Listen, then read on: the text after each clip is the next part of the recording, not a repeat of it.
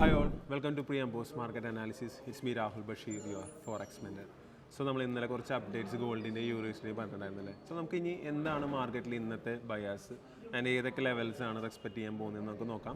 So first of all നമുക്ക് ഗോൾഡിൽ നോക്കുകയാണെന്നുണ്ടെങ്കിൽ നമ്മൾ ഇന്ന് മോർണിംഗ് തന്നെ ഏഷ്യൻ സെഷനിൽ തന്നെ ഒരു സെല്ല് ഐഡൻറ്റിഫൈ ചെയ്തിട്ടുണ്ടായിരുന്നു. അത് നമ്മുടെ ടെലിഗ്രാം കമ്മ്യൂണിറ്റിയിൽ കൊടുത്തിട്ടുണ്ടായിരുന്നു. സോ ഓൾമോസ്റ്റ് ഇപ്പോൾ ഇവിടെ നോക്കുകയാണെന്നുണ്ടെങ്കിൽ ഒരു ഫസ്റ്റ് ടാർഗറ്റ് ഓൾറെഡി ഹിറ്റ് ആയിട്ടുണ്ട് and second target still pending ആയിട്ടാണ് നിൽക്കുന്നത്.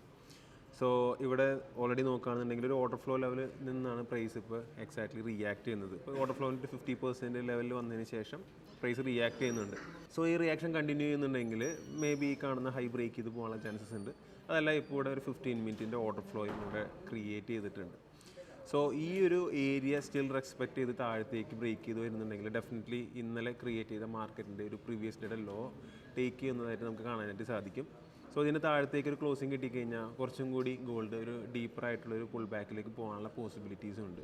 സോ ഒരു ഡീപ്പർ എന്ന് പറഞ്ഞാൽ അത്ര ഭയങ്കര ഡീപ്പറല്ല, എന്നിരുന്നാൽ പോലും ഒരു $100-150 കറക്ഷൻസിന് ഗോൾഡിലേക്ക് ചാൻസസ് കൂടുതലാണ്.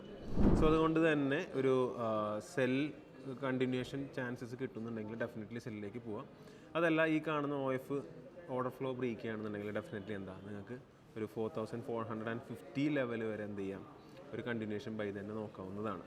സോ നമുക്കിനി എന്ത് ചെയ്യാം, യൂറോ യൂസിലേക്ക് പോവാം. സോ യൂറോ യൂസിൽ നോക്കുകയാണെന്നുണ്ടെങ്കിൽ ഇന്നലെ ഒരു ഡേ ക്യാൻഡിൽ ഒരു വിക്ക് റിജക്ഷൻ ക്യാൻഡിലാണ് ഇവിടെ ഫോം ആയിക്കുന്നത്. സോ അതുകൊണ്ട് തന്നെ ഇവിടെ സെല്ലേഴ്സ് പ്രസൻ്റ് ആയതുകൊണ്ട് ഇന്നലത്തെ ഡേ ക്യാൻഡിൽ ലോ എടുക്കാനുള്ള ചാൻസസും ഇവിടെ കൂടുതലാണ്. അതായത് 1.156 എന്ന് പറഞ്ഞ ലെവലിലേക്ക് പ്രൈസ് വരാനുള്ള ചാൻസസ് കൂടുതലാണ്. സോ നിങ്ങളൊരു സ്കാൽപ്പേഴ്സ് ആണെന്നുണ്ടെങ്കിൽ ഏതെങ്കിലും ഒരു സെഷൻസിൻ്റെ ഹൈ എടുത്തതിന് ശേഷമുള്ള ഒരു ട്രേഡ് നോക്കുകയാണെന്നുണ്ടെങ്കിൽ ഡെഫിനറ്റ്ലി നിങ്ങൾക്ക് എന്ത് ചെയ്യാം, ഈ ഒരു പൊസിഷനിലേക്ക് ഷോർട്ട് ചെയ്യാം.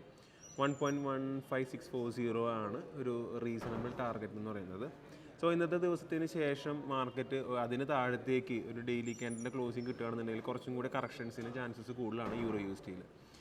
ആൻഡ് ഇതിനൊരു ബുള്ളിഷ് സെനാരിയോ എന്ന് ഓൾറെഡി ഞാൻ ഇന്നലെ പറഞ്ഞിട്ടുണ്ടായിരുന്നു. ഒരു 1 അവറിൻ്റെ ലിക്വിഡിറ്റി കളക്ട് ചെയ്ത് കഴിഞ്ഞാൽ മാത്രം എന്ത് ചെയ്യാം, ഒരു ബൈ നോക്കാമെന്ന്. പക്ഷേ ഇവിടെ 1 അവറിൻ്റെ ലിക്വിഡിറ്റി എടുത്തതിന് ശേഷം ഒരു മുകളിലേക്കുള്ള മൊമെൻറ്റം മാർക്കറ്റ് തരുന്നില്ല. താഴത്തേക്കുള്ള മൊമെൻറ്റം തന്നതിന് ശേഷം ഒരു കൺസോൾട്ടേഷൻ ഫേസിലാണ് മാർക്കറ്റ് നിൽക്കുന്നത്.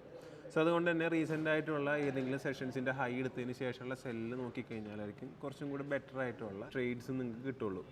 അതായത് ഞാൻ നേരത്തെ പറഞ്ഞ പോലെ തന്നെ പ്രീവിയസ് ഡേയുടെ ലോ തന്നെ നിങ്ങൾക്ക് മെയിനായിട്ട് ടാർഗറ്റ് ചെയ്യാം. ഈ ഒരു ലോ എത്തിയതിന് ശേഷം മാത്രം ഒരു ഫ്യൂച്ചർ ബൈ ട്രേഡിലേക്ക് പോകുന്നതായിരിക്കും ഏറ്റവും best. So that's it my view on gold and euro USD. Thank you for watching. Have A nice day.